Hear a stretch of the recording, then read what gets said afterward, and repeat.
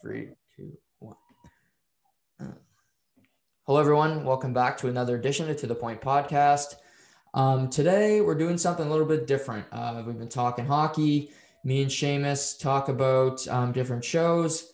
But today, me and my friend Sawyer Hannay, the owner of Country Liberty, we're going to be talking about The Office. It's a show actually Sawyer told me to watch about 3-4 years ago. It took me a while to finally watch it, but I did, and I've watched it 6-7 times since. So you liked it. Yeah, but first and foremost, Sawyer, thanks for coming on the podcast with me. I appreciate it. Yeah, thanks a lot for having me, buddy. I'm super proud of you. I think you're crushing the whole podcast game. I can't get over how much content you're consistently putting out. Your hard work is certainly recognizable with that. And I'm really excited to talk. I love talking, business and different things, but I'm really excited to talk about The Office because, it's my favorite show, as you know, and we talk about it all the time. I'm just, again, really excited to be on and really excited to be on with this subject. Yeah, business is important, Elon Musk and the t-shirt game and all that, but this is the hard-hitting analysis that we provide here To The Point. Yeah. More important than making a living, The Office lives, and it's more important to cover and focus on for sure. Right, yeah, I'd rather pay them royalties than us make a living. Yeah, no, it's what a show it is. It's funny though, earlier when I was getting ready for the call, I thought about that night, and I don't know when it was this fall sometime, and we were having some beers over at my place, and we were talking about The Office, and we were talking about, I think it started with who our favorite characters were, and we were talking about different episodes and just laughing and going on simple like we usually do. And I remember the next morning texting you and being like, shit, that was our episode. Yeah. We should have had the mic on that night, because we were talking so much about it. But no, the days finally come, buddy. Yeah, no, exactly. And just for everybody, who is your favorite character of The Office? There's so many classic ones, but who would you say is your favorite? My favorite, without a doubt, is Dwight. I love Dwight. I love what he brings. I love what he brings to the show. Like he's so consistent, and he's so consistent. He's almost like predictable, but I love that predictability. Like it's such light and just easy humor with Dwight, I find. Yeah. He's certainly my favorite character. What about you? Yeah, I was gonna say Dwight, but I'm gonna have to go with the OG. I'm gonna have to say Michael, just because I think Dwight is so funny because of Michael. I think of classic moments. The whole dentist episode where Dwight tries to have the coup, and he says he's going to see his dentist's name is Crentist, and they do the super zoom in on his teeth there when he's chewing the M&Ms. Saying you should floss. But the two of them together are just so great. I think the show wouldn't be the same without the two of them. The way they act together is just really, really great. Yeah. No, I couldn't agree more. And I'm sure we're going to get into it when Michael eventually leaves and how it changes the dynamic of the show. It really took an element away from Dwight. Dwight had the Jim and Dwight kind of rivalry, and Dwight had the Angela romance, but he also had that unconventional love for Michael that makes absolutely no sense because Michael treats him like trash, but his loyalty and this crazy need to be loved by Michael, that whole element is removed when Michael leaves. So I certainly agree. They're best together. Yeah. No, just Dwight and Michael are so iconic. When that same episode when he's telling him to do his laundry and he throws him it and he says, "Do you want shirts on hangers?" It's just like, I don't know, those two are great. But so when Michael, from the first season, say till the midway point, because we're going to be talking about certain episodes in this podcast, like dinner party, safety training, gossip. So in the first couple seasons, from Michael in season 1, from basketball to when he starts dating Jan, do you see a big change in the character, or do you think he stays pretty consistent from the start? I think that I think that he stays pretty consistent. I find Michael's biggest transition is the season that he leaves. Yeah. You know, and obviously the writers of the show were preparing for his departure, you know, so they had to show some changes. The only real change, I remember when Michael first started like dating, like he seemed so undateable up until all of a sudden he was like dating now. So I found that was a bit of a change. You know, the show very well could have gone on where Michael just never had any like romantic success at all. So I would say the biggest transition between the early stages and when he starts, you know, I guess dating was exactly that. Like he really seemed undateable for a long time. And then all of a sudden he wasn't, you know? Yeah. And, you know, the show definitely had to make Jan as complex, complicated, and kind of broken of a person as Michael, because like you said, he's so undateable and she's just a mess. You know, getting drunk, kissing him when they're at the Chili's, Yeah. and like Valentine's Day when she kisses him. But yeah, I agree with you for the most part. I think he stays pretty level-headed in that he's so clearly not meant to be the boss. He's a salesman. You know, he shows it in episodes where you finally realize, like, how did he get this job? And then you see him close a sale and you're like, okay, well, he's actually good at this. But, you know, it's kind of crazy how you look at Dunder Mifflin and you're like, how did he get a regional manager position? Right. And that I couldn't agree more. It's the biggest question mark of you know, at least half, 3/4 of the show is like, how is Michael in the position of management? He's probably the least fit for that job. But then I think, like, you know, in those giant corporations and where corporate isn't like overseeing day-to-day operations, they probably looked at Michael like statistically and said, oh, he'd be a good manager, you know, because his sales were so good and stuff like you just highlighted. So the way that I rationalized it was like, yeah, corporate mustn't really know what's going on with Michael. And that's why they gave him the manager position, because as you highlighted, he's not a real good manager. No, he's pretty terrible. I mean, when he handles, like, he's trying to boost morale early on when they're going through the downsizing in season 1, because that's kind of a key plot point. And he asks whose birthday is next, and he finds out it's Meredith, but it's next month. And he's like, no, let's do it anyway. We need a boost around here. Like, let's do it. Like, they're low on money. Like, let's throw a party. And then he goes, what are you thinking for cake? And Pam tells him, well, Meredith's lactose intolerant. And he goes, oh, I like ice cream cake. Well, he's so unaware, right? Like he's socially awkward. He's unaware of, like, he has the inability to read the room, but also his self-awareness is an all-time low too. Like he doesn't have a clue, which makes him so just hilarious, you know, like, he doesn't have a clue. And back to your point about the downsizing, like, I love when, I think it's the pilot episode, when they're talking about downsizing and it cuts to Dwight, and Dwight's like, I think we should downsize. He's like, I recommended that in my job interview, to downsize, you know, like, it's just, oh man, it really just goes to, like, I found the pilot was a good indicator of what to expect within a show, you know? Yeah. And, you know, season 1 online takes a lot of flack. It's only 6 episodes, but I really enjoyed season 1. I thought Diversity Day was a great episode. That really set the trajectory of the show. The Alliance was a really funny episode too, with Jim and Dwight, and them suspecting Toby and Kevin of creating an alliance. And then obviously Basketball is such a classic episode for me. I watch that one like at least once a month. Just if I'm doing nothing, I'm like, I'll throw this one on because it's so fun. Basketball was one of my favorites of the early episodes as well. And in Basketball, it really shows, like, it foreshadows the Jim and Pam relationship. Right. You know, it shows the little bit of flirting, and not only the flirting, but like Roy is playing as well. And Pam is like very openly like cheering for Jim. I find it really foreshadows like what is going to happen eventually. Mm-hmm.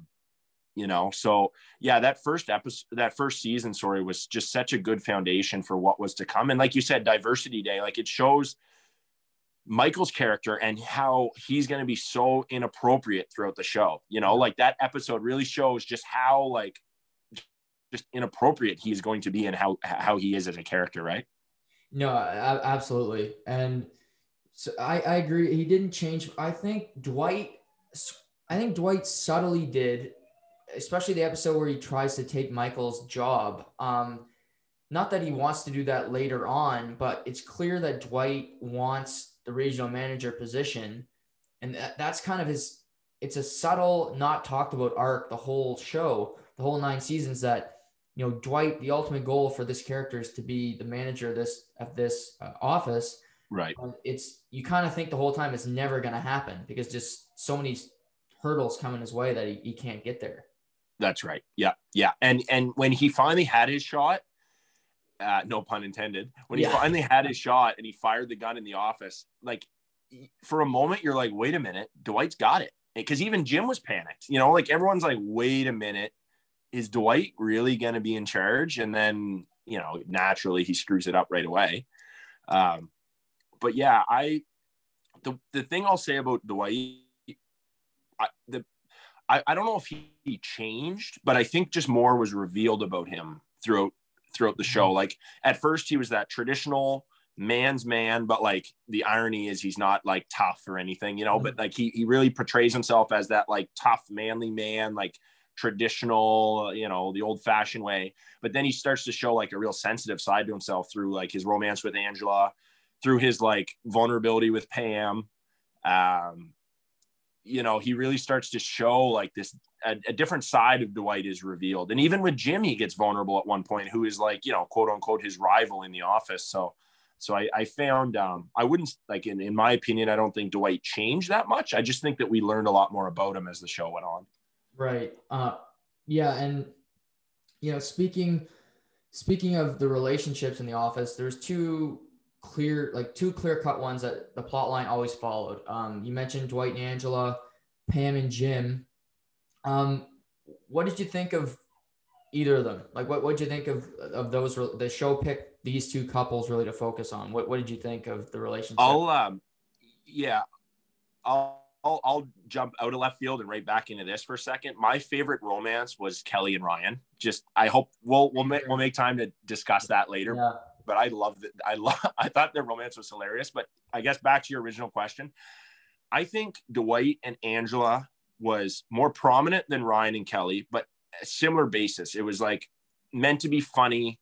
Yeah, it was meant to be fun. Where I feel Jim and Pam, their romance was intended to like move the plot of the show. Like I felt like that was the main plot of the show. I felt was the Jim and Pam romance, and I felt like a lot of their romance scenes, like, don't get me wrong, there were some tearjerkers, you know, when he confessed his love and when he proposed and when they got married and all those things. But I found some of it kind of boring. Yeah. But I felt it was necessary to move the plot of the show along. You know, what do you think? Yeah, every show kind of needs that that couple. You know, I think of the movie Titanic. You know, you obviously got Leo in there. He's got his woman with him. They got to prop that up to make the movie compelling. Obviously, it's a true story and sad and everything, but you also need characters that you can kind of relate to. That's right. I think Pam was a good casting choice because I think she's an attractive woman, but she wasn't like somebody, you know, she wasn't like a Jessica Alba or something. If you kind of catch my drift, she's kind of an every woman. I think Jim kind of represented the same thing because, you know, he's ripped now and he's in, you know, Jack Ryan. And then he's like this skinny, awkward guy that you're just kind of like, well, I could see that. Like, they're not like Brad and Angelina when it came to couples. Right.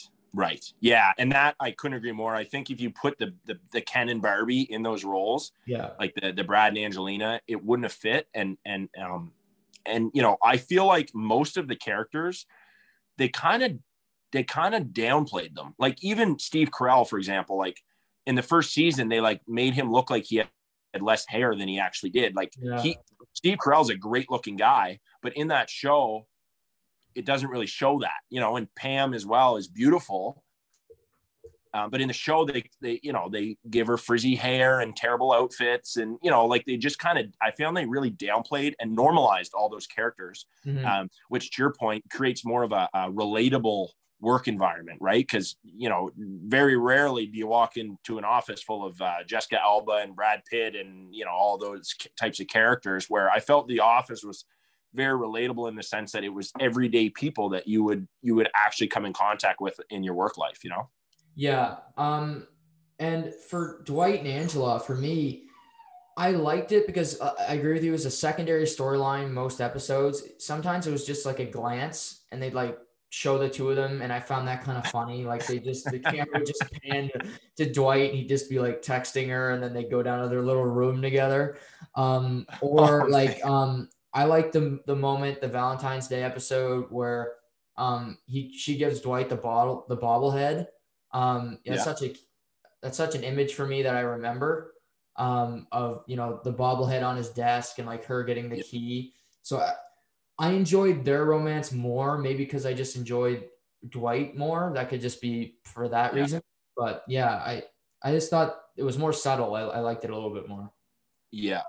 I would agree with that. And just as you're talking, they crack me up, man. Like Angela's character is so rigid and so like, I don't even know how to describe her. She's rigid, and Dwight is Dwight.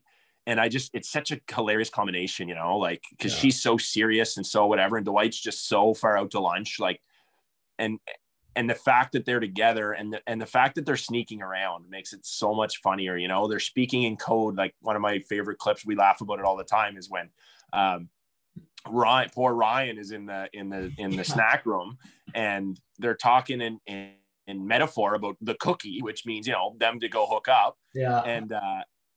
And Andrew's just like, no cookie, Dwight, and Dwight's like, what if I'm hungry? And Ryan's just like listening, knowing what's going on or having an idea and just wishing it wasn't true. Like it's almost like that couple. It's like that cringy couple, that just it makes you cringe at times when you think about it. Yeah, and the funny thing is they think they're normal. Like they think they're the normal couple, and like Angela talking about Pam being the office mattress. I think of Phyllis when Jim and Pam first start dating, and she walks into the break room and she goes, "Oh, it's so good you guys are dating, but Pam, when you get a client calls, you cannot just give it to the salesman that you're sleeping with that week." And Pam is such a little sweetheart, right? Like she's so not like that, and I love how she gets thrown into that like judgment, every once in a while. I really enjoy that. And like you said, the subtlety of Dwight, like another just completely underrated moment is when they're talking about having sex and they're referencing like the animal kingdom, and Dwight's like, those positions would never occur in the animal kingdom, and Angela's like, Dwight, I'm not one of your barn animals. And all he does is look at the camera with a smug look on his face, and it's hilarious. It still cracks me up the 10th time I've watched it, And that's something I loved about the show. You don't see that on other shows. Their camera work, how they would just pan to characters, you never see that in shows because other shows are meant to be obviously live action or just living their normal life. Well, a documentary, you can be more creative, and obviously you see, like you mentioned, go to Dwight's face, or you can go to see Creed when he's sitting at his desk eating a potato. Like it's just certain things where you're like, okay, this it's good. Well, I remember now that you mention it, because I mean, we've both watched the show so many times, we're so on board with it. But I remember when I first watched it, the first episode was a little bit difficult just because of that style. That camera style was so unconventional to anything I've ever seen. I remember just kind of like debating, am I really up for this? Like, it's so different. It's so like, it was just a very different way to deliver the story. But then quickly you got over that and learned to love it. But I remember the very first time I watched the first episode, I was like, wait a minute, this is a strange way to film, Yeah, no, I agree. When I first, because I said, okay, I'll watch the first season because it was only 6 episodes. So I said, okay, I'll watch the first season. I can get through that half-hour episodes. And the first time I watched it, I watched the whole show in like 3 weeks. And my first year of university, and that was my worst grades that year. Say that with more pride, buddy. Come on, that's something to be proud of. That's an achievement. It was like the month of January, my first year of university, watched the whole Office and Breaking Bad in 1 month. That was wow, quite a bit of TV. Yeah, was that your first year at school? Yeah, that was at Res. All Res, yeah. Just your door was locked. You were under quarantine for that month. Yeah, your door was locked. It was. Do not disturb on the door. Do not disturb. Do not resuscitate. Don't come in.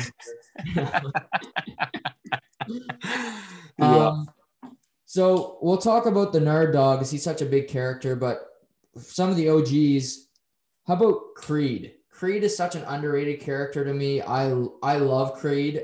He's not in every episode, but there's not too many plot lines that go to Creed that don't work with the show. Right. For me, anyway. They're all funny. Yeah, I remember that night, like I said, we were having a couple beer and we were talking about our favorite characters. And I don't remember if he was in your top 3, but I remember he was mentioned within that conversation. And it really made me think more about Creed because I feel like Creed is someone that comes every single time he's shown, which isn't very often. It's funny. Yeah. So his success rate is really high for nailing jokes, even though he's barely there, you know? Yeah. But yeah, I think Creed is, I think he just adds this element where it's like, it's completely unnecessary to the story, but every time they show him, it's funny, you know? So it's great. And I think he has one of the most iconic lines in the history of the show when he's talking about in the 80s, I made love to a lot of women in the mud and the rain.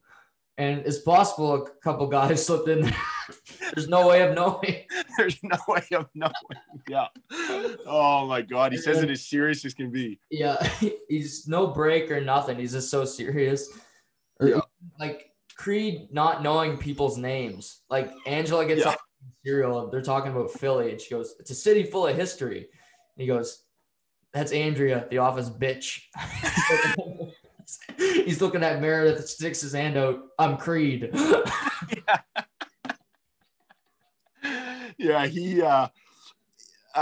And like the fact that he was a homeless man. What's that homeless man bit? You know that one. What's that one? Yeah. He goes, the only difference between me and a homeless man is this job. I'll do anything to keep this job. I'll steal anything. I'll do anything like I did when I was a homeless man. See, it's so classic. Like his homelessness is hilarious because he, like when they think that they're what was it? They thought they were closing down the branch, so he starts like selling the computers. Like he carries that like identity through and through, you know. Yeah. And then when he goes and sells a tapeworm to Kelly, like just he'll do anything for fast cash and low amounts of money, you know, because he came from homelessness. Like it's just it's crazy to think about. It's just I mean, the guy's he's hilarious. He's a great addition to the show. Yeah, I love Creed. We'll skip by Stanley for now because I know you're not a big fan of Stanley Hudson. How about I find Stanley's parts just slow. Like I find his humor and his dialogue and everything is just really slow. And I know that, you know, he like I know he adds a different element to the office. He's the guy that doesn't care about getting promoted. He's the guy that just can't wait to retire and all those things. So it goes with his mentality. But I just don't find his humor very like fast paced. No, he doesn't add anything. Like he's kind of just there. You mentioned the other couple, Kelly and Ryan. They're a couple that kind of reminds me of, you know, people my age sometimes, just how frantic these people were. But yeah, Kelly Kapoor, Ryan the Temp, aka Ryan Howard, they start dating. And what did you think originally, and then as it developed, what did you make of this couple? Well, I love the charade. Like with Jim and Pam, I feel like you actually cared. Like I feel like there's episodes when, for example, when Jim was in Philly and they weren't working out and they were having problems in their marriage, I feel like we really cared as viewers. We were like concerned about their marriage, where Ryan and Kelly were so passive. Like if they were broken up or together, nobody really cared. We were just there. We were just in it for the humor. And I found like Kelly's the most dramatic person and Ryan is the most like self-centered, like selfish person. So it's just a hilarious combination.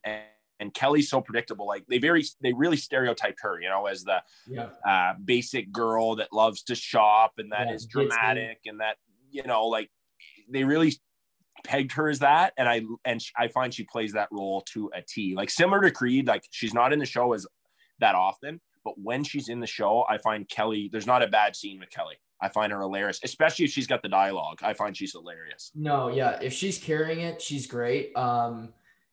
I like when she buys them all like Hello Kitty laptop sleeves for Christmas, and none of them have laptops.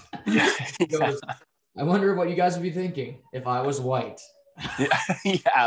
She just, oh man. No, I agree. Like, especially I love them in the annex when Toby is there with them, because the three of them just that dynamic where they're like making out and Toby's just like, guys, that's really inappropriate. And just like they still do it, and then they finally stop, and there's like, okay. Yeah. Well, Kelly's the ultimate, like, contrary to Toby. Like Toby's so quiet and no energy and mild and whatever. And then Kelly's so high strung and intense and loud. And, you know, so I find they're a funny combination in the annex, like you said.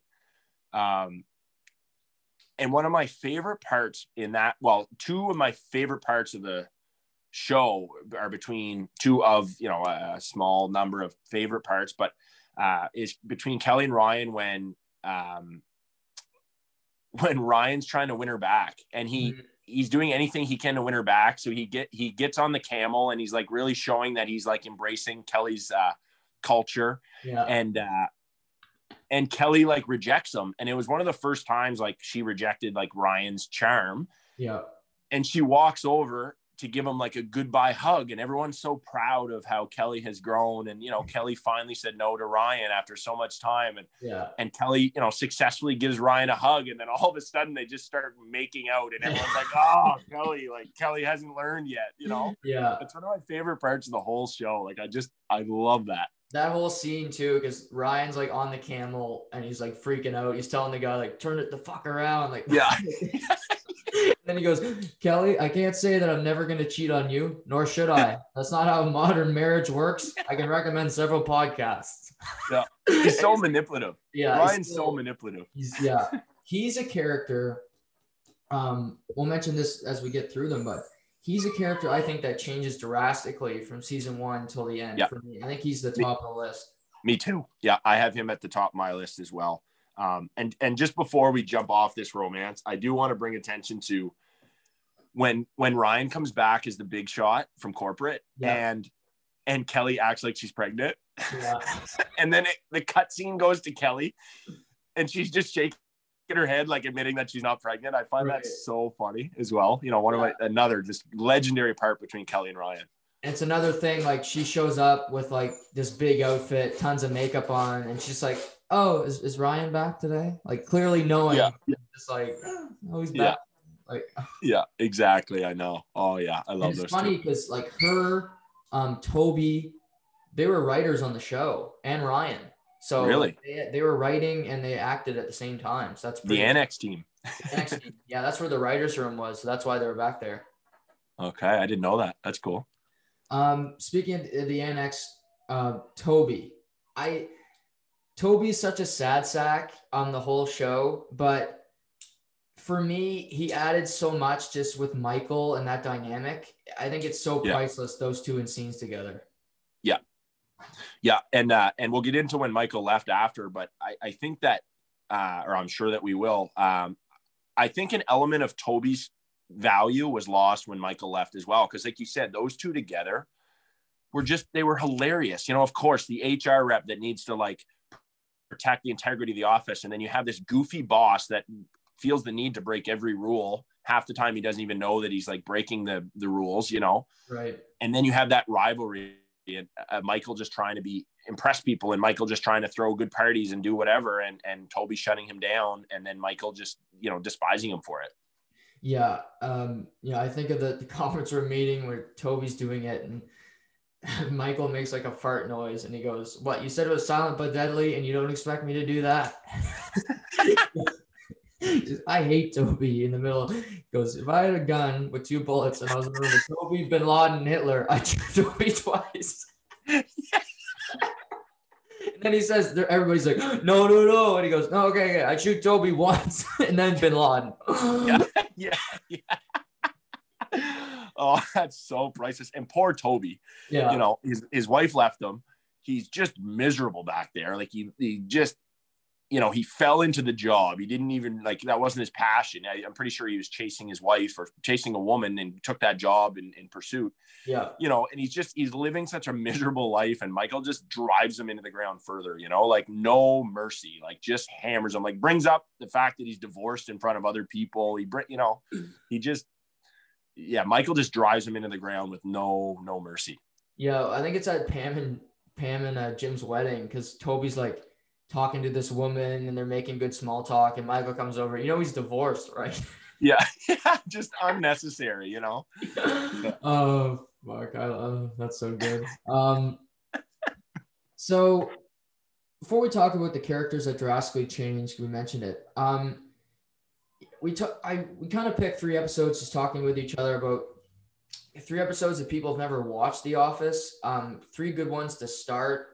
These ones are just classic Office episodes. And those would be Dinner Party. It's season 4, Safety Training Part 1 or Part 2, but especially Part 1. Watch the first 5 minutes of that episode. That kind of gives you the gist of The Office in a nutshell. And then Gossip in season 6. But Dinner Party basically centered around Michael is dating his former higher up who was then fired, Jan. And they bring Pam and Jim and Angela and Dwight, or Angela and Andy, sorry. And then Dwight and his former babysitter, now girlfriend, sleeping together, show up uninvited with their own chairs and wine glasses. Yeah. Salad. But it's just a colossal, like this episode's so iconic for me. I watched it a ton and it's still funny. Like every time now, it's still gives me a laugh. I would say it's the single episode that shows Jan the most. Like it shows her character the most and just how completely insane she is, you know? And I find that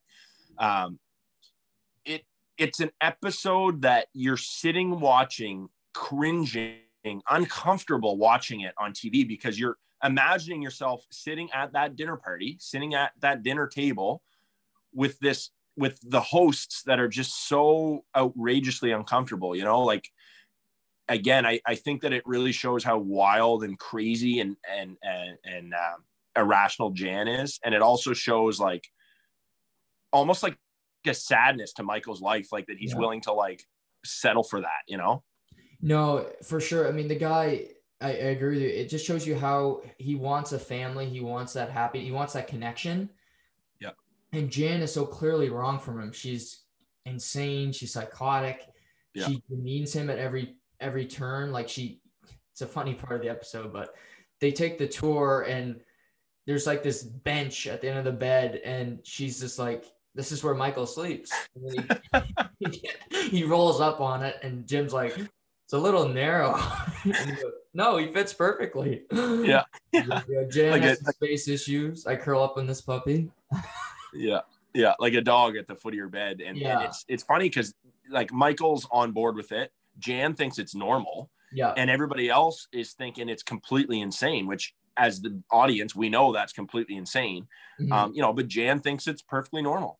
And it's just like Jan, she thinks that like her crazy, strange obsession with her old assistant was okay as well. Like Jan is so inappropriate in her own way, but thinks it's completely fine because she's such like a power character. She feels like she can do anything, you know? Mm-hmm. No, to your point. I mean, that's so funny. In the episode, she's got her old assistant Hunter's DVD and he's clearly singing about him having sex with Jan one night. And it's so awkward because Jim is like looking at Pam and they're just like, what the hell are we listening to right now? And then she starts taking Jim's hand, dancing. And it's the episode keeps going with, obviously they're sitting by the table, and Jan and Michael are kind of going back and forth and kind of demeaning each other and pissing each other off. And, Jan does this great crack where she goes, "Well, you're hardly my first." And Michael goes, "Well, that's what she said." She spirals and throws his Dundee at the TV. But that's such an iconic moment of the show.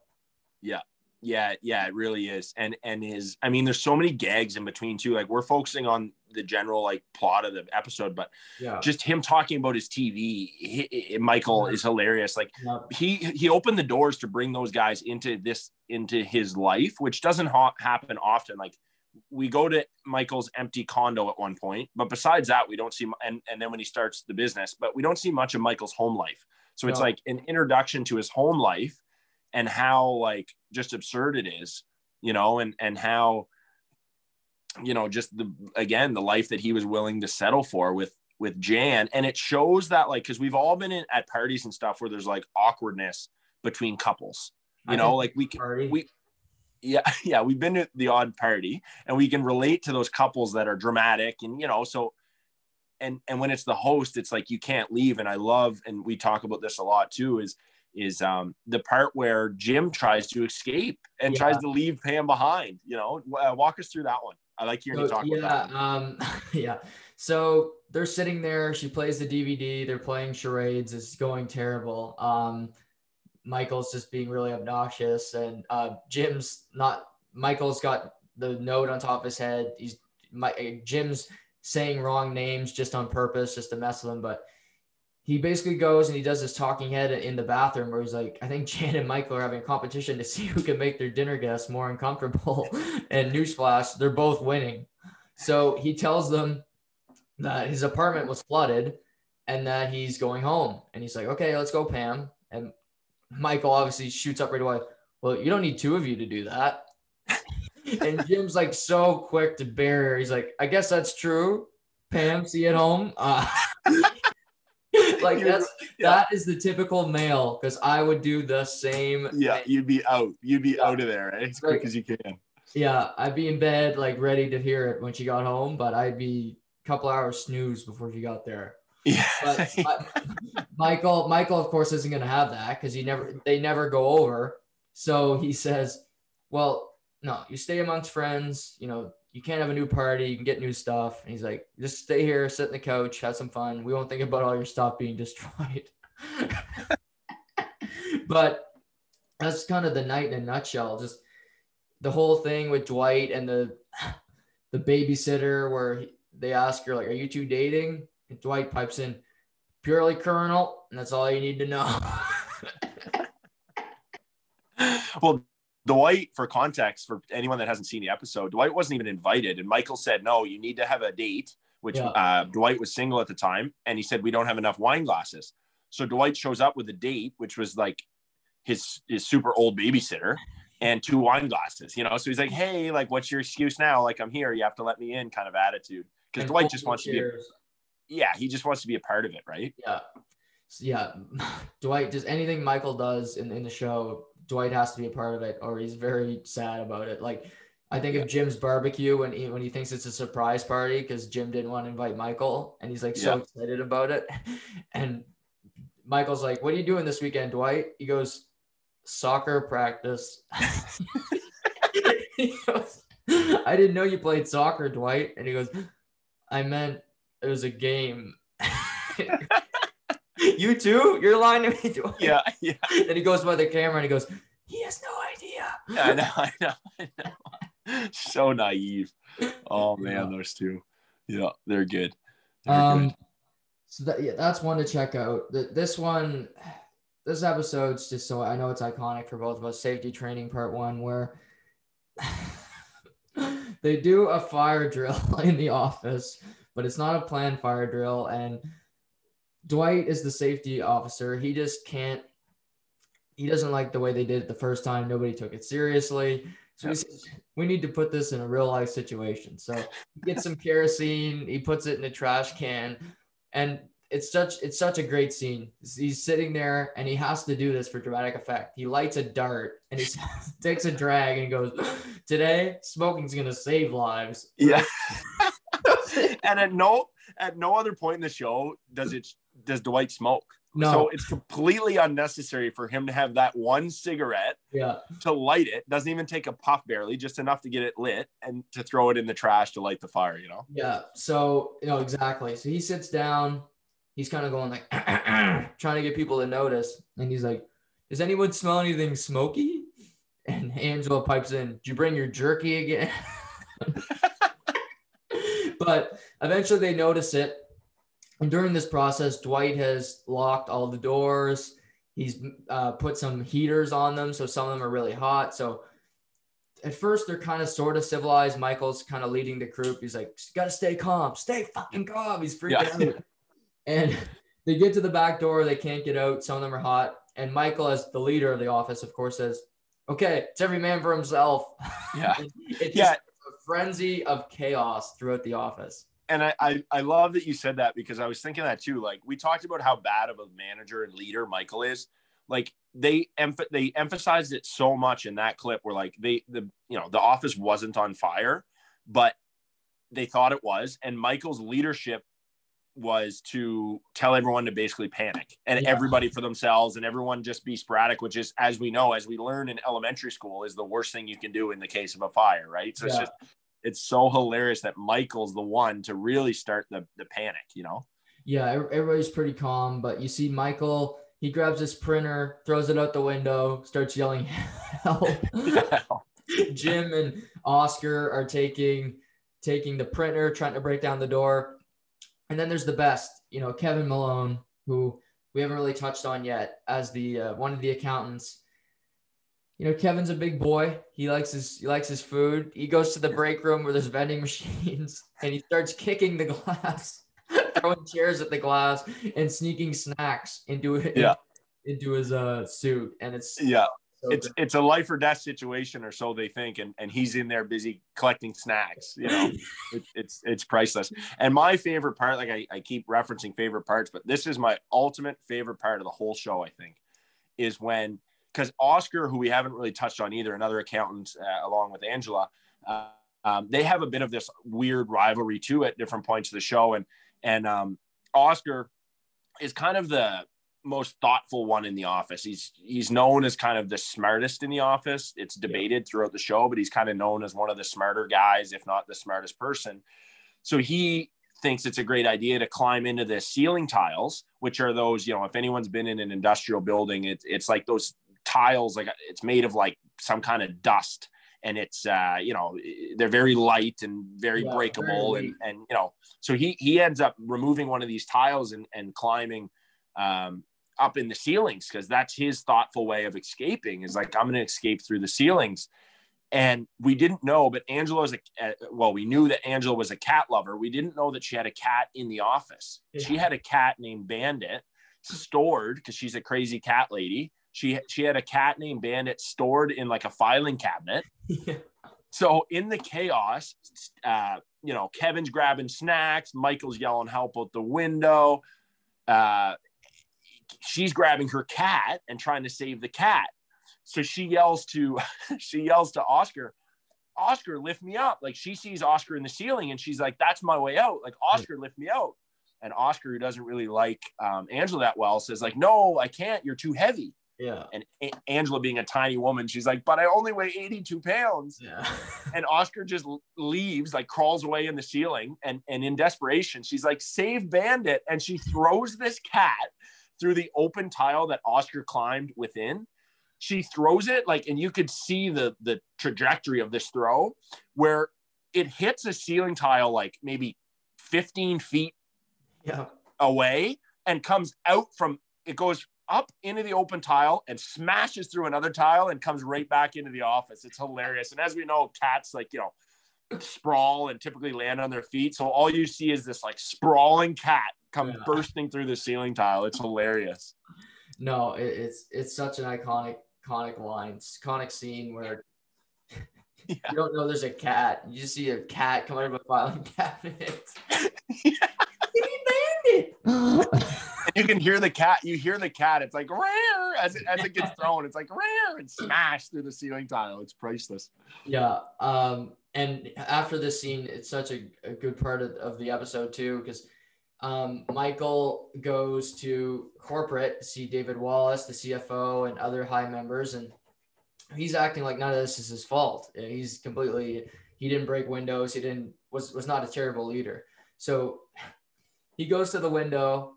They're in New York. He puts his foot up, and this is a scene I love to do. He just goes, "Oh, the city."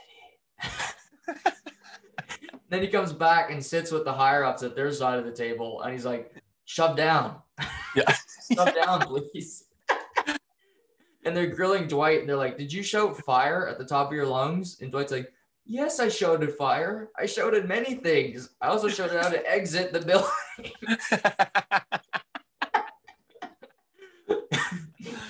Oh, yeah. And then Michael doesn't realize that he's in trouble. So he's trying to scooch over with, like you said, the higher ups. And he doesn't realize that he's in on the hot seat as well. Yeah. No, he's like, "Do you understand, Dwight?" And Dwight's like, "Yes. Do you, Michael?" And he's just so unaware. But we haven't. I forgot to touch on Kevin. Kevin he's another underrated character where he's not in every episode, but he delivers really well. What do you think of Kevin as a character? I think Kevin is, I think he's great. I think he's kind of a big friendly punching bag. Like there's a lot of jokes poked at Kevin, but he doesn't he either doesn't understand the jokes that are being played on him from the other office members, or he is okay with them. Like they tease him, like he really seems like he has a high threshold. He just seems like a happy-go-lucky guy. So I really like that energy that Kevin brings to the office. Yeah, he's got some funny stuff where in season 3 when they do the merger and they find out that there's an inmate, Martin Nash, and Martin reveals that he goes to jail for insider trading, and Kevin does this great talking head where he goes, "I asked Martin 3 times what he did to go to jail." Sounds an awful lot like what I do here every day. Yeah. Well, Kevin, for context, Kevin was hired in the warehouse because he's a big, strong looking guy. Yeah. But then they moved him up to accounting. Yeah. Where, as anyone knows, a labor job is very different than accounting. I mean, accounting is such a just unique job. Like you either know how to do it or you don't. But here they take this guy out of the warehouse and stick him into an accounting position where he's deemed to fail. I mean, any one of us would fail in that position if we didn't have the proper accounting training. It's one of those professions, right? So they just put him in this impossible situation, and he's unsuccessful time and time again at doing his job. Yeah, no, great point. He's always fudging the numbers, and they got to give him fake tasks. Like it's that one episode where they only have 5 mistakes in one day because Dwight sets up the doomsday device, and they ask Kevin to figure out where trees come from, and he goes, Dwight's like, so Kevin, what your stupid project? Where'd the trees come from? He goes, when a man tree puts his penis. And he's so serious too. Like he says,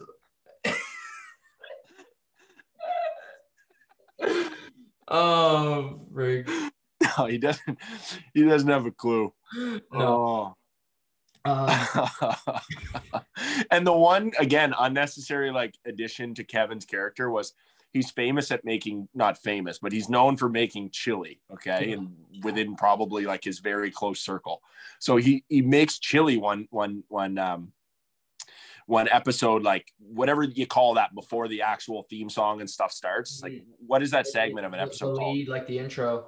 Yeah, the intro. There you go. So as one of the intros is he rolls in proud as can be with this chili, and the whole build up is him discussing how he cooks the chili and how he's good at it, and very specific routine of how to do it. And as soon as he walks in, of course he trips and drops this giant giant bowl of chili, giant pot of chili all over the carpet floor. So you can imagine how disgusting that would be on the carpet.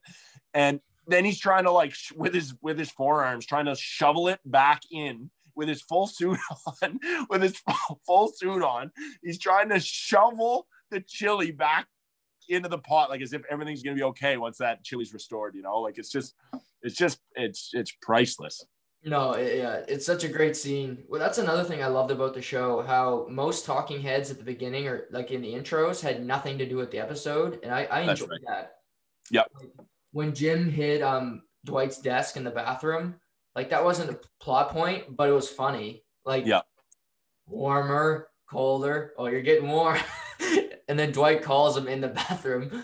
Dwight gets off the phone. Kevin comes out of the stall with a candle. And he says, "Wash your hands, Kevin."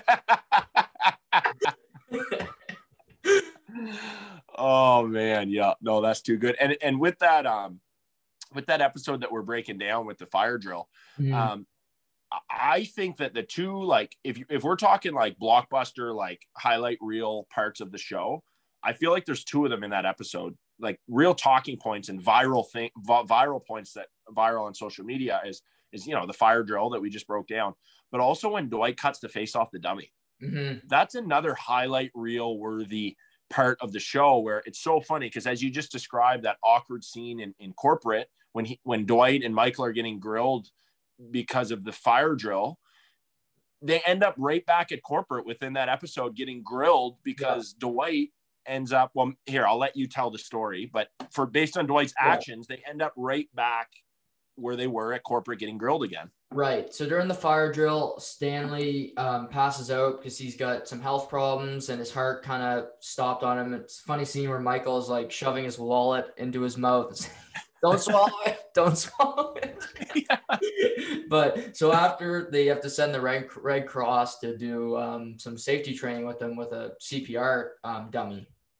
And of course, Dwight is not in favor of this. And Michael's not really either. He's like, you can't get the doll without Red Cross racket. So without the instructor, yeah. So Stanley's doing it first. He's struggling. So Michael says he'll go do it. And he's doing terrible. Like he's going way too fast.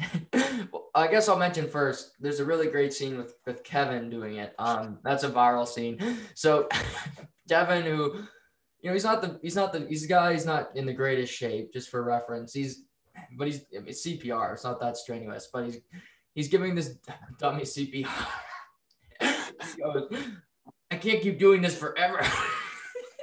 And she says, it's only been 22 seconds. And he goes, just stops. Call it. He gets up and just walks away. Yeah, he's like, call it. He's like, this person's dead. I'm not saving them. It's too much work. And then Michael gets down and the dummy, it's just a chest and a head. There's no arms or legs because it's unnecessary to practice the CPR. So when Michael gets down and the instructor says, you know, hey, Michael, what do you do? And he's like, well, first of all, this person doesn't have any arms or legs. But she's like, no, like that's beside the point. Yeah. And then, do we bother even resuscitating? I wouldn't want to live with no arms or legs. And Kevin's like, I'd want to live with no arms and no legs. And he goes, really, Kevin? No legs? You basically live with no arms, no legs right now. You don't do anything. Could you imagine a superior calling out one of the employees in front of everybody like that, and in front of the stranger? This instructor stranger is just standing there. Like, and it's another great camera cut because it goes to Kevin's face and he's just like, looks so disgusted and upset. Yeah. So Michael's doing it too fast. The instructor says, okay, just do it to the beat of Staying Alive by the Bee Gees. And he goes, oh, great. I know that song. So he goes, first I was afraid, I was petrified. He goes, no, not the verse, the chorus. Staying alive. So he's doing it, and then Andy starts singing and dancing, and the whole room just breaks into dance, and even Dwight's singing a little bit. Kelly gets up, she's dancing. Michael's like getting into it, and she says, okay, well, you didn't give him CPR, and he died. And Michael's like, Michael's like, no, that's not what happened. Like he's pushing up against it. What do we do now? Dwight springs into action. He goes, we got to harvest the organs. We only got minutes to harvest. He goes, does he have a wallet? No. No. Are you sure? Creed pipes in. Yes, I checked. He goes, he is an organ donor. Okay. And he takes the knife, stabs the dummy. Yeah. And it cuts away like they're talking. And the next scene, the next little cutaway, you see Dwight's got the dummy's face on him. He goes, at ease. He's got it on. Like, so yeah, exactly. The scene gets cut away because I think Stanley gets like lightheaded. Yeah, that's what happens. Yeah. It starts to focus on Stanley being lightheaded, and we kind of forget about what Dwight's doing. And then the scene goes back to Dwight, and he cut the face off the dummy, and he's wearing it like a creepy mask. Yeah, you know, it's like a Jason or something. Like that's exactly what they're going for there, and yeah, so he's doing that, and like you said, they have to go back to corporate. You know, we're assuming like days later after the fire, and he goes, "Why did you have to cut the face off the dummy?" And Dwight goes, "I didn't think it was very realistic in the movie. Turns out." It's pretty realistic. And he looks at the camera. Oh my God. Their lack of awareness, like compared, it shows such a divide between like upper management, like Dwight and Michael, and just their like overall like intellect versus corporate. Like corporate seems like they're so like, well, just normal. Yeah, like normal management type people. And then you look at like Michael and Dwight, who are just complete farces. Like they don't look like they could manage anything, you know. And it shows such a divide when they go to corporate between those two like pillars of management. And kind of the last episode we thought we'd discuss is gossip, and a character I forgot to bring up is Andy Bernard. He's a character that we get introduced to in season 3 when Jim goes to he transfers to Connecticut or I forget where Stanford. So Stanford, Connecticut. And Andy is he's a salesman there. You can tell he's like he wants to get to the top. He's not afraid to cut people out, but he's another character where he starts off really wanting to hurt Dwight because Dwight's second in command of Michael and he's clearly his best friend, but he's a character that changes drastically too throughout the show. Yeah. Yeah. I have him and Ryan as the most dramatic transitions throughout the show. And Andy went from being like, Andy might be my third favorite, but behind Dwight and Michael, third favorite character, but early Andy. Like early Andy I love, and late Andy I really dislike. And they made him a sad sack. Yeah, I really didn't like Andy in the end. But I mean, let's discuss maybe early Andy first. Like I thought he was hilarious when he started out at Stanford. Like he had his character had such like a punch right off the bat. Like right away, you recognize him as like someone that's going to like be a big part of the show. Yeah. And I find him hilarious. And when he transfers, he's an ass kisser and he does the whole personality mirroring and he like mirrors Michael. And that's funny for like a couple episodes when Michael thinks they have so much in common, but really Andy, Nerd Dog, really he's just acting like Michael and sharing all those interests in hopes of getting promoted. And he has so many great jokes about Cornell, and he has so many, there's so many great jokes featuring Andy early on that he became one of my favorite characters in those early seasons. Yeah, just like background for background on characters, I liked his and Dwight's the best. Obviously, Dwight having Schrute Farms, and his family like German, possibly like Nazis. Like you don't really know, like they're clearly weird people. And then you have Andy, like you said, Cornell, rich parents, nickname Boner Champ. He's got so much. You can always point back to it because there's episodes where, like the Christmas episode, where Meredith has to go. They try to put her in an institution or whatever. He's like, yeah, I used to get drunk in college all the time. I go to a frat party, polish off a few people's empties, do some body shots off myself, boot, rally, more so go. It would be terrible if it affected my grades, but I got straight A's, well, straight B's. They call me Buzz. Yeah, he wanted to be cool so bad, and like he yeah, I loved his Cornell references, and I love the episode when Dwight, like, because they have this really fun rivalry too, because Dwight and Andy, like you said, Andy wanted to be number 2 and Dwight was number 2 at that point, so they have that kind of competitiveness between them. And at one point Dwight shows up to work as if he's gonna go to Cornell, and he's completely insulting Andy because Andy's thing is that he went to that school. And that's what he feels separates him from the majority. So he loves that exclusivity. So the fact that Dwight is maybe going to go to that school just has Andy so irritated. And Andy has a temper, which they show it in his very first, I think it's his first episode when Jim plays a prank on him. It shows his temper. He kicks the garbage can. Later in the episode, show, he punches holes in the walls. He shows that he has a real temper, and Dwight knows that, and Dwight is just egging him on. And I think it's completely priceless, the jokes surrounding Dwight potentially going to that school that, you know, identifies Andy as a person. That's one of my favorite episodes. Such an underrated episode, especially when Dwight's got the shirt on. He goes, "Cornell's a good school," and Creed just pipes in, "It's pronounced Colonel." Andy's like, "It's pronounced Cornell. It's the highest rank in the military. Highest rank in the Ivy Leagues." And when he does that, like, they do the interviewing themselves, like Andy's interviewing him and Dwight's getting right answers, but he's still writing them wrong. And then Dwight pipes in, "Interviewer, unsatisfactory." And they're like, you know, they have that rivalry really till the end. Yeah.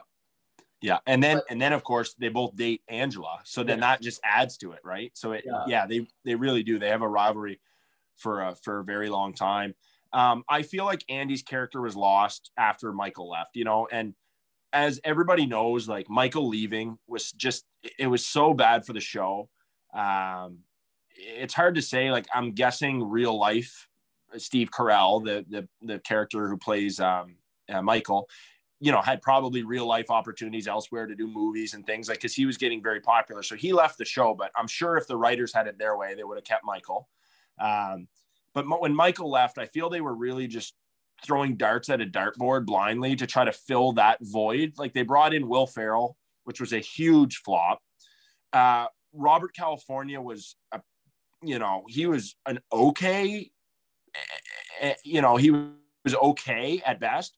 And at times I feel like they tried to use Andy to fill that role as goofy manager that's, like, unqualified to be in the position. And I just feel like it was almost like an unfair pressure on the character of Andy to fill that role, because Andy was so good at being Andy. And then they stretched him further into something that he wasn't. And I feel it really took from his character.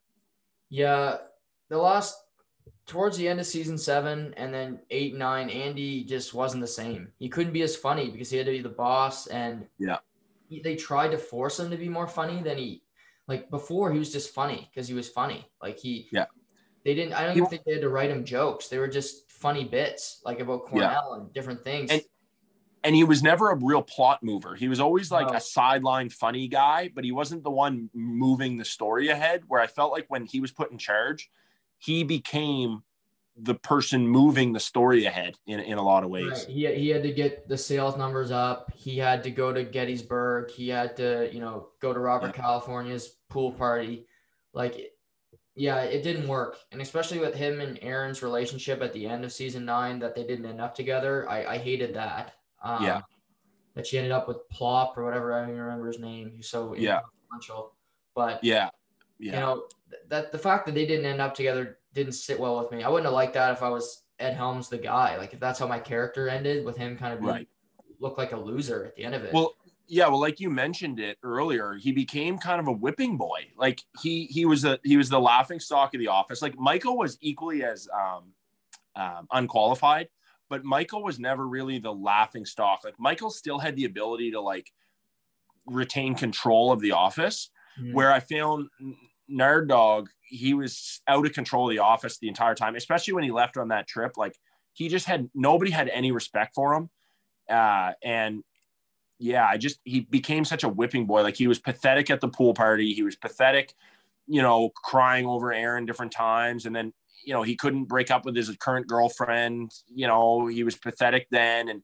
And then again, like you said, he was pathetic at the end when he didn't get the girl, quote unquote, for one of the major characters. I feel like he became a whipping boy towards the end of the show. Yeah. They could have done more with him. Obviously, Steve leaving the show killed it, and maybe they should have. I still think season 8 had some good moments, but they could have ended the show when Steve left. I think they could have found a way to wrap up all those stories. Yeah. Jim Pam with them going to Philly and then moving to Austin at the end, like that was. I don't think he needed that. I think they both could have stayed at Dunder Mifflin. Yeah. With Dwight as manager and everything else. Yeah. So, now that you mentioned Jim, like in terms of, cause we just discussed like the transitions of Andy. Jim went through some transitions too. Like he started off as this goofy young guy that didn't take his job too serious, which we all know people, especially like looking back in high school and stuff, like we all know people that had that mentality and then, they hit their 20s, just like Jim. And you see that he starts to take his job more serious. His superiors put him in better positions to succeed. They give him the manager job, the co-manager job. And then it gets to a point that I feel Jim outgrows Dunder Mifflin. Like you said, when he wanted to go to Philly and he wanted to go and do great things, I feel like that was his growth chart, was like started off as goofy guy that doesn't care, grows into a character that's like one of the best in the office and kind of outgrows the office. I feel. Yeah, no, that's a good point. I never felt they did the same with Pam. So for her to sell the house was out of character for me, because she was such a conservative person that she never really, she wanted to go do art and she did go, but she didn't really go. She failed and then came back. And, I guess she left a bit when she joined the Michael Scott Paper Company, but, ultimately she came back. So, it was weird. I felt the whole season 9, they were trying to wrap everybody's story rather quickly over a long period of time. So the last season's like 23 episodes and it's a full season. It was a bit long for me. The last season's kind of hard to get through. Yeah, I would agree. I didn't like Jim. It's kind of like, we joke about Trailer Park Boys, and I love the episodes of Trailer Park Boys when they're in the park, and The Office is the same. I love the episodes when they're in the office. I don't mind the odd, like off track, like, oh, we're going to Shroot Farms for a couple minutes, or we're going to Stanford or whatever. But I don't like when there's a considerable amount of time spent when Jim's in Philly, or when Pam's at art school, or when, those parts, like Andy's doing, like I liked the content that was created the most when they were in the office. That's what I liked, Yeah, no, for sure. But some characters you think never changed. For me, one that never really changed was Toby. Yeah, I would definitely agree with that. And how about Kelly? I would say the same for Kelly. Yeah. I mean, at the end, the very last episode, she falls right back for Ryan's tricks. Yeah. So, I mean, she didn't change. Stanley, I don't think changed. No. Creed? No, he didn't change. No. Meredith? No. Oscar? Did you? I kind of forget how Oscar's story kind of ends, but I thought he was pretty consistent. Yeah. No, so far, like, these are just names I think you could say half the office never really changed. Yeah. Because I think you can make an argument, like you said, the last season, Michael changes, obviously, because he has to move and he kind of takes life more seriously. He's with Holly. Speaking of that, what did you think of Holly as Michael's woman? Well, the biggest, like, Holly was the one character. Michael's love and his entire life was wrapped up around the office. He loved the office. He loved the people within the office. He consistently referred to them as family and, all these things. He loved the office, and Holly was the one character that took Michael's eyes off the love for the office and the love for her. So I feel like Michael's transition was he was in love with The Office, and he fell more in love with Holly, and that's why he left, Right. you know, as the story goes. So I feel like that transition, the first time I watched it like 7 or 8 times like you. So the first time or so that I watched it, I didn't really like Holly, but I grew to appreciate her more. And I recognized a lot more similarities between Michael and Holly, just making them like just a fantastic fit for each other. Right. So Holly by herself wasn't very interesting to me, but Holly with Michael I thought was great. Yeah, they definitely work well together. If she was her own character, she wouldn't have lasted long in the show, I don't think, because she just didn't add anything. Maybe that was the writers doing that too, because Michael does take up a lot of, you know, airtime and airspace. But yeah, you know, looking through the options, she was, you know, obviously much better than Jan, better than, you know, Pam's mom, or even like Carol, who I thought would probably be the second choice, the realtor. Yeah. But yeah, she made the most sense for him, like long term. Yeah, they had that goofiness. I thought Carol was great, but Carol was an important character too, to show Michael's desperation. Like, he consistently threw himself at women, fell right in love right away. Like, he did it with Jan. He did it with Pam until he realized or Pam's mom, until he realized how old she was. And same with Carol. He proposed to her like in the first like week or so of dating her. You know, so I feel like Carol would have been a great choice too for Michael to settle down with, but I also think that she was great to emphasize how quickly Michael falls and how desperate he is to just have a family, you know? Right. Yeah. That's the only thing. I mean, they show it that episode where he's a little kid on that TV show, and he said he wants 100 kids so he can have 100 friends. Like, that's, you know, yeah. But no, yeah, characters that change. I wrote Andy, Ryan. I thought Dwight changes quite a lot in the show, actually. Yeah. From his start to the end of season 9, Dwight's a drastically different person. Yeah. How so? I'm very curious to hear. I think Dwight at the start is kind of this man's man, you know, karate, you know, kung fu movies, as he likes to point out when people make fun of him. But he's vulnerable. He's not afraid to show his emotions. He admits that, you know, Pam's his best friend, and they have that like emotional moment at the end of the show. He cares for the people in the office, and I don't think he really showed that throughout the show. He clearly, you mentioned the rivalry with Jim, which is still there, but at the end for both of them, it's more playful than it was in season 1. That's right. Yeah, I would agree with that. Yeah. But you're absolutely right in showing his care level for the characters too. I didn't realize that, so I'm happy you said that, because like you said early on, he just seems to like just be hard with everybody, but by the end, you're right, he's soft and caring for each individual in that office. Yeah. I also, you know, obviously there are a couple. I think Angela changed quite a bit too. I still think she's, you know, a judgmental bitch at times, but you know, if you want. But the way she talks to Pam about a relationship in season 1 or 2, when she's talking in code and basically calling Pam a whore, and then the way she talks to her as a friend and just as equals is, you know, is different as the seasons go along. Yeah. Yeah. And what I love about those two in real life is they're really good friends still to this day. I think they have a podcast together. Yeah. Office Ladies. Yeah. Yeah. So I think it's always nice to hear those stories, you know, that, you know, there's real friendships and stuff. And I mean, there was how many seasons? 9 seasons. Like the better part of these people's lives were spent together. And honestly, I was a little emotional when it was over, because just knowing that, I mean, even if you look at their looks, like Jim physically changed his looks. Toby's looks physically changed. Like, you could tell that these guys spent a decade together, working together, becoming friends. You know, it's kind of cool to think about the real life actors, you know, spending that much time and dedicating an entire decade of their lives together.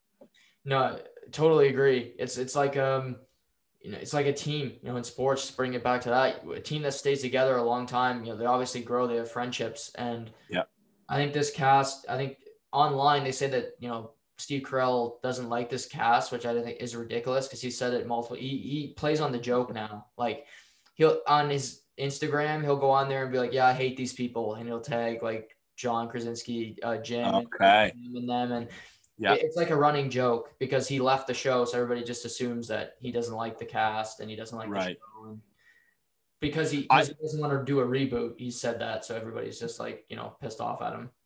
well, a reboot would be, I mean, for him too, because he was the most successful of the group.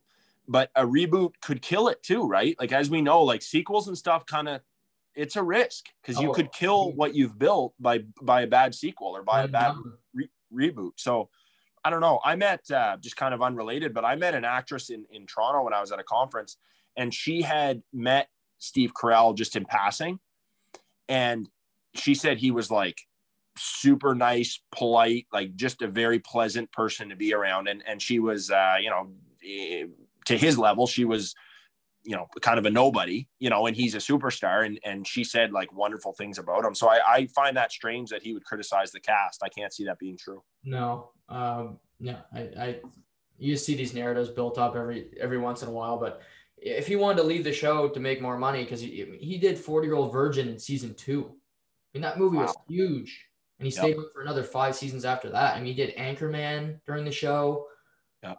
I think they filmed Anchorman 2 during the show. So, like, yeah, what are your thoughts on a reboot? Do you want to see it or no? I wish, because I've watched it so many times, I wish that I could just go to Netflix and there'd be more episodes. Like, I wish that, because I'm selfish and I love the show. But for the integrity of the show, I hope there's no reboot, because I think they're going to kill it. I've seen so many sequels that ruin the original movie that I'm really worried that it would ruin that show. And that show, it's my favorite show. So I'd be devastated if they had a reboot that didn't go well. What do you think? Yeah, I don't think they'd be able to get Steve for it. And I don't know how they do it, because they're not all going to be working at Dunder Mifflin. I mean, Creed's like close to 80 years old now. Like, he's not. Yeah. It's going to be tough. Like, the episode would have to be probably framed around a reunion or something. Like, I don't know. I just think it would be funny. Like, I don't think it'd be enough content or just plot lines to keep it moving. Like, I don't know. Yeah. Well, one thing I'll say, because I had written down 2 notes about the final episode, and 2 things I didn't like about the final episode. One is Michael shows up, which to me, when I first watched it and I seen Michael's face, and Michael like aged, like it fit the timeline, you know, and because he had a little bit of gray, I think, in his hair or his facial hair or something. And I just said, you know what? This is perfect. Dwight is getting married and Michael's here, you know, and everything's wonderful. But I found they didn't give Michael any airtime in that final episode, and they should have. You said that's what she said, and then he just goes, "This is what you want to see your kids grow up and marry each other." That was it. Like, he didn't get any other lines. No. And to me, if you're gonna get him for the job, I was shocked that he was there. Me too. So the fact that they had him there, I feel like they underused him. You know, and maybe it was one of those situations where he's so busy and he only had 1 day to shoot and they could only bang out 2 or 3 scenes. But you do more. Yeah, you got to do more. If you're gonna go after him, you got to have him. Like, if he's coming into town too, they go to that reunion at the office. There's no way he doesn't go to that. He's not just flying into the wedding and then leaving from Colorado. Like, that's not a 2-hour flight. Yeah, you're right. Yeah.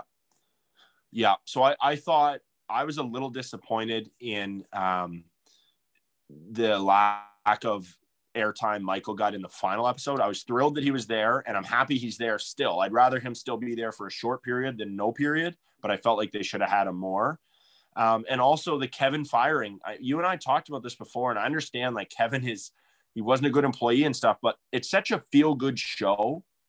Mm-hmm. Why fire Kevin in the end? You know, like, why not just leave him? I understand he's a liability in the office and he's terrible at his job, but why not just leave him for sake of the show? So you can necessary. Yeah, I didn't think it was necessary to fire him. I thought, you know, just hang on to him. What the hell's the difference? Because we wouldn't be sitting here debating saying, oh my God, they should have fired Kevin if they didn't, you know, but the fact that they fired him, I just thought it was strange, because he was just a positive energy in the office, and yeah, he was terrible at his job, but it was a happy show, a feel good ending, you know? So I was a little surprised by that. Yeah. There's a big difference between like that firing and when Michael fired Devin. in the Halloween episode, season 2. Like that was a funny episode because it's such a hard thing on him, and Yeah. it's the plot line. But it's not when he's fired. It's not really that sad because it's more like Michael is the superior, and he took this long to make a decision. Yeah. But yeah, I hated the last episode. Well, another point too is like Devin, we had no connection to him. We barely seen him. We didn't get to know him. Where Kevin, we got to know Kevin and learned to like Kevin over the course of 9 seasons. So even when they fired after the merger and 2 or 3 people quit and got fired and so on, we didn't care because we had no emotional attachment to those characters. We just met them. But where Kevin, we learned to love him over the course of 9 seasons. I was really surprised that, his ending was to be fired. Like it didn't seem right for me. I'm not sure as to why they did that. Yeah. And then he read the like Bible verse at their wedding the next day. Like, yeah, that's right too. Yeah. Yeah. It was weird. Last episode's bad. The last up. Yeah. But I loved Dwight when he finally pursued Angela, because Angela hit rock bottom, right? She hit rock bottom and she deserved it because she had it coming. She was terrible to Andy and Dwight and terrible to everybody around her. So we got a twisted satisfaction out of Angela struggling for a while, and then enough was enough finally. And Dwight comes good and confesses his love. And I thought that was a great part, where he chases her down in the car. And, I thought that was a heartwarming part. But then, like you said, the wedding, there was just some weird, they tied some of the storylines up in a weird way. Yeah, no, agreed. Yeah, but like we've been talking about here, if you haven't watched The Office, give it a watch. It's still on the Canadian Netflix, I think. I was on it today. I think it's still on Netflix here in Canada for now.